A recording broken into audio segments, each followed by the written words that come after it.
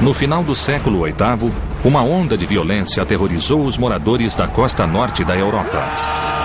Ataques vikings. Eles saqueavam e matavam, e a cada ataque os rumores aumentavam. Foi como se as portas do inferno tivessem sido abertas. Seus líderes foram lendas vivas. Ivar, o Sem Ossos, Eric, o Vermelho, e Harold, o Dente Azul. Homens cuja fama veio da brutalidade.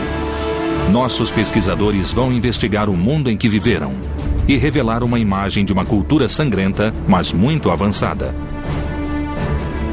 Eles vão reconstruir a fortaleza de Harold, o Dente Azul, o primeiro rei dos vikings. Encontrarão sinais ocultos de uma cidade guerreira sob ruas modernas. E vão examinar a tecnologia que deu uma enorme vantagem aos vikings. Com esses barcos, os vikings puderam retraçar o mapa da Europa. Barcos como esses levaram exploradores vikings como Eric o Vermelho e Leif Erikson aonde ninguém ainda fora. Usando computação gráfica, vamos reconstruir uma civilização extraordinária e revelaremos o mundo perdido dos vikings.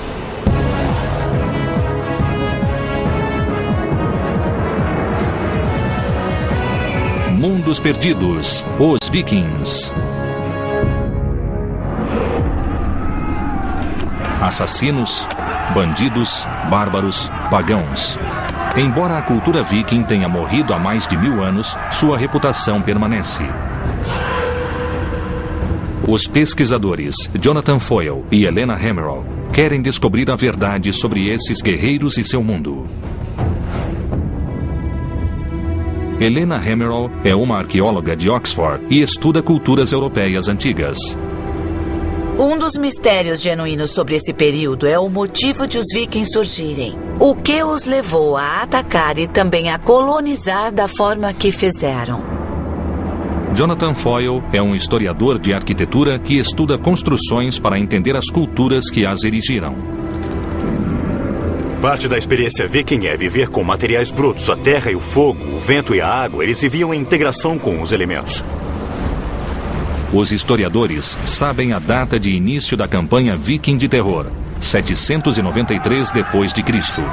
Tudo começou com um ato de sacrilégio.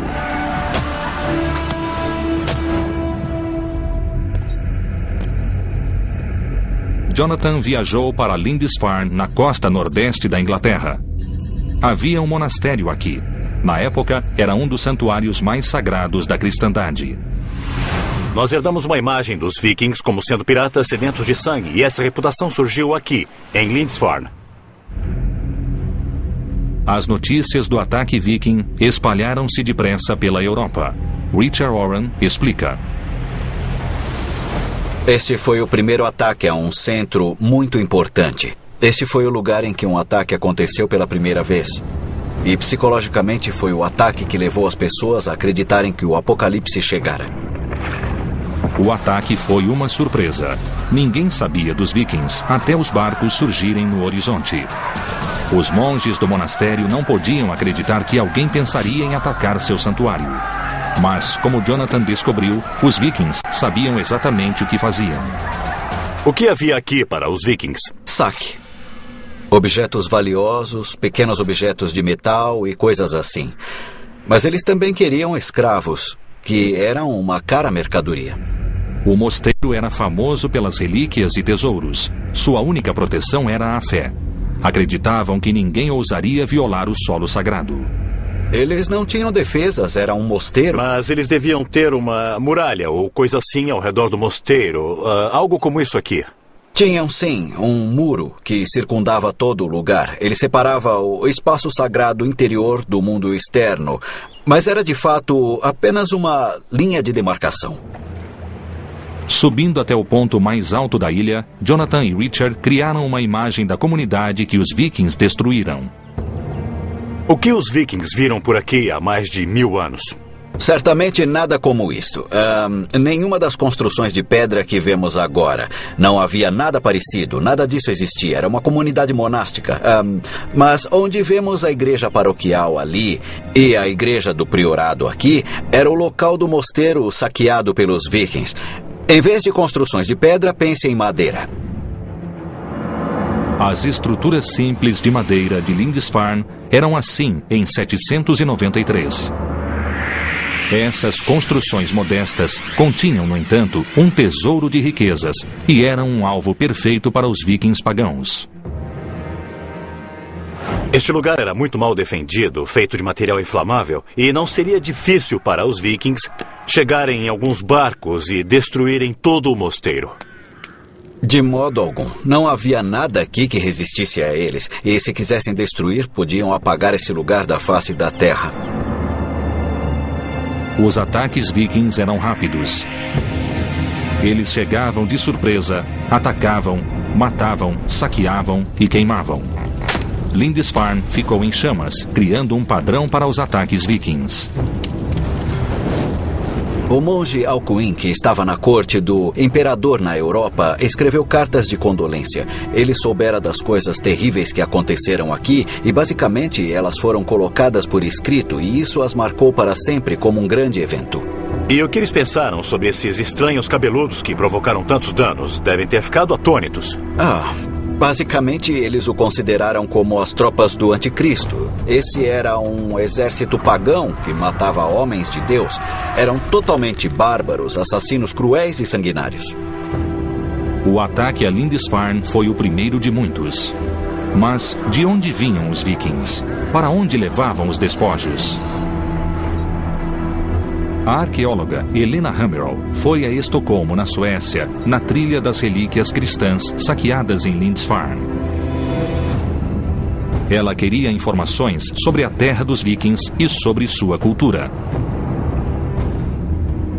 No Museu Nacional, Helena encontrou-se com o curador Kent Anderson para ver as peças.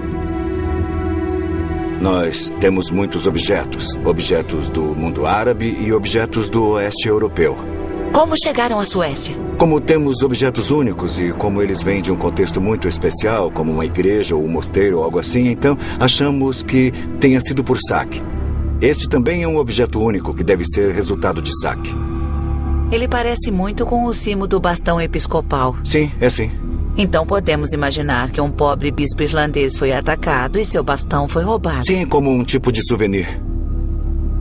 Este símbolo sagrado da autoridade episcopal contrasta com os outros objetos do mundo viking.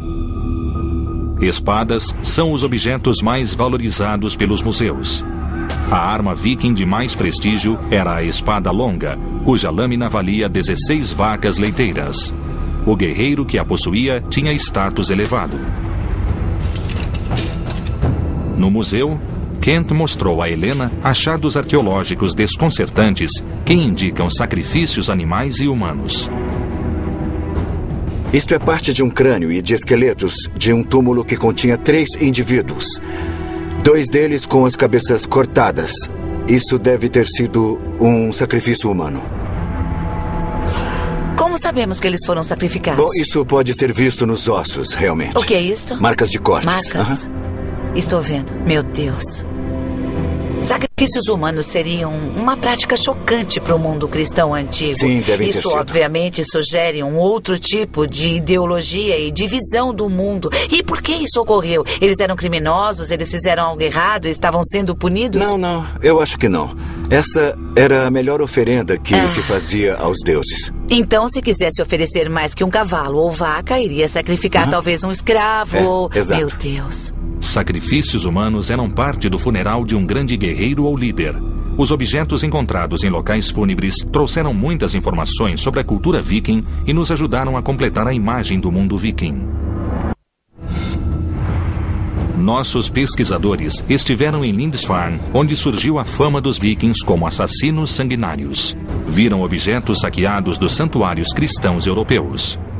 Jonathan Foyle foi ao extremo norte da Dinamarca para revelar os segredos de um cemitério viking. Ele foi ao sítio de Lindon Oe. No final do século XIX, arqueólogos cavaram 4 metros de areia e acharam túmulos muito bem preservados.